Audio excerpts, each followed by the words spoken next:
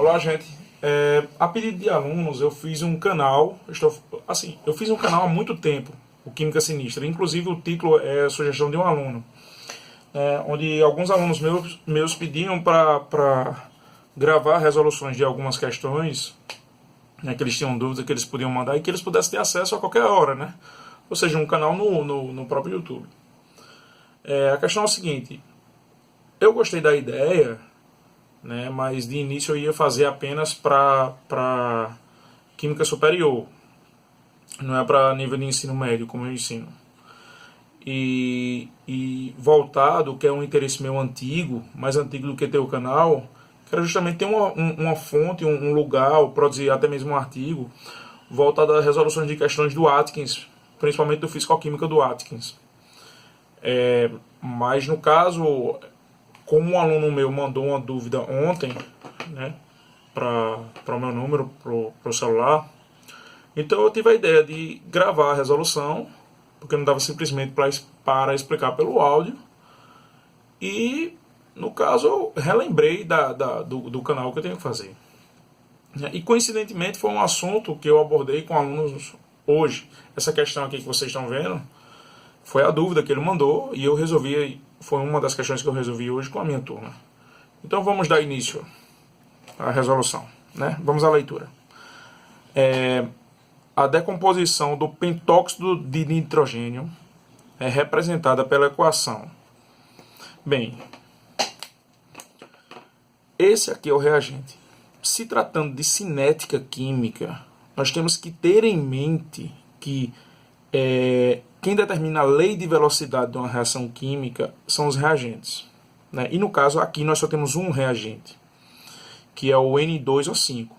Ele dá origem ao 4NO2 gasoso, mais o oxigênio gasoso, mas nesse caso os produtos são irrelevantes, né?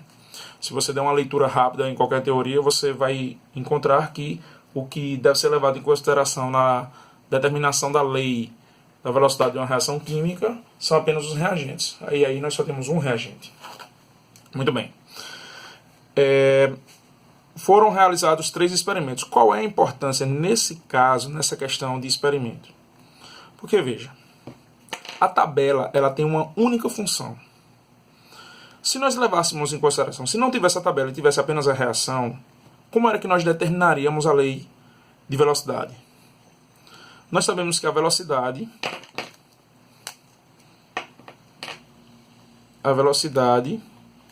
é igual a uma constante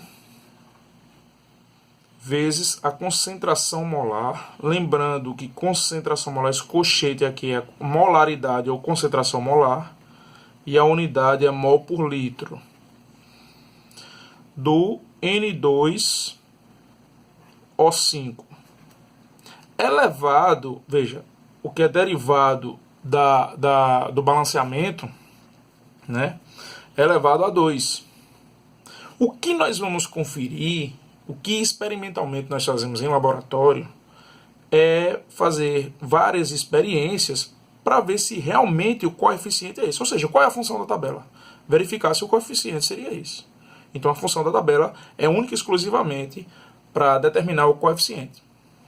Muito bem. Então o que nós iremos averiguar? Esse coeficiente. Então, em princípio, a lei de velocidade é igual a constante vezes a concentração molar do N2O5.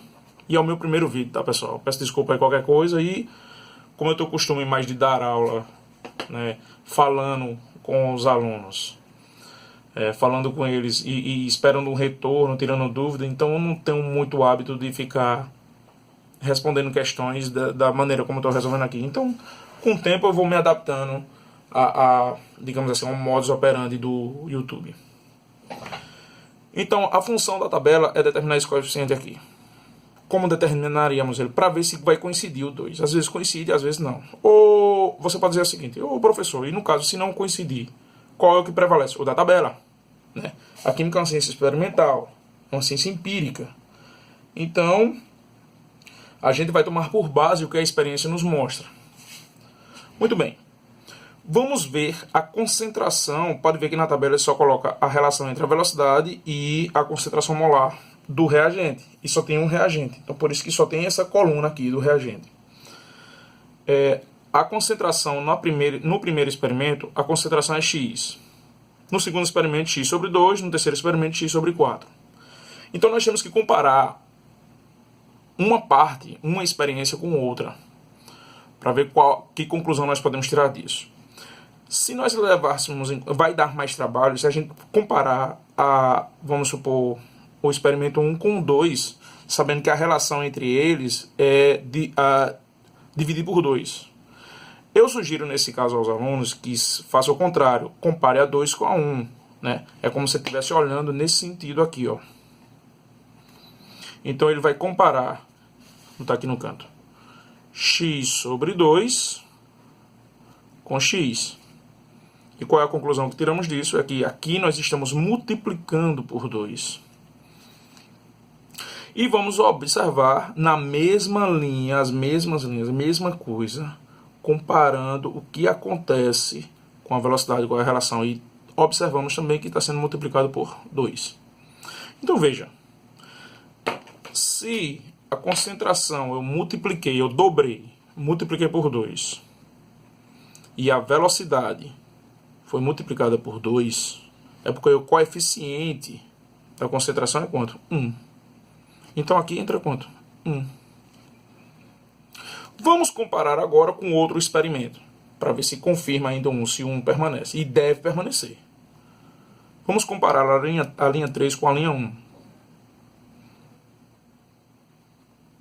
Daqui para cá, o que é que a gente observa? Ele sai de x sobre 4 para x. Então ele quadruplicou. Na velocidade, nós observamos que ele também vai quadruplicar. Ora, fazendo o mesmo raciocínio aqui. Se a concentração a gente quadruplicou e a velocidade a gente quadruplicou, então qual é o coeficiente aqui? 1. Está confirmado. Observe o seguinte detalhe. Que a que a gente tinha previsto simplesmente pela equação não se confirma, porque não é 2, é 1. Então a resposta aqui, ó, é letra D de dado. Porque o coeficiente do N2 a 5, eu peço desculpa porque deveria estar subscrito o 2 e o 5, é elevado a 1. Confirmando que a gente, a resolução da questão, a previsibilidade da experiência, o que ela confirma. Não esqueça também, e eu vou resolver outras questões, trazer outras questões de tabela de cinética química, mas não esqueça que a ordem da reação, a ordem global da reação é 1. Se tivéssemos, por exemplo, V é igual a K vezes a concentração molar de A elevado a 2, vezes a concentração molar de B elevado a 3. Concluíssemos isso. A ordem global da reação seria a soma, seria 5. A ordem da reação em função do reagente A seria 2. A ordem da reação em função do reagente B seria 3. E a global é quanto? 5. É o somatório. Não esqueça disso porque às vezes cai no vestibular perguntas do tipo. Outras vezes eles perguntam qual seria o valor da constante.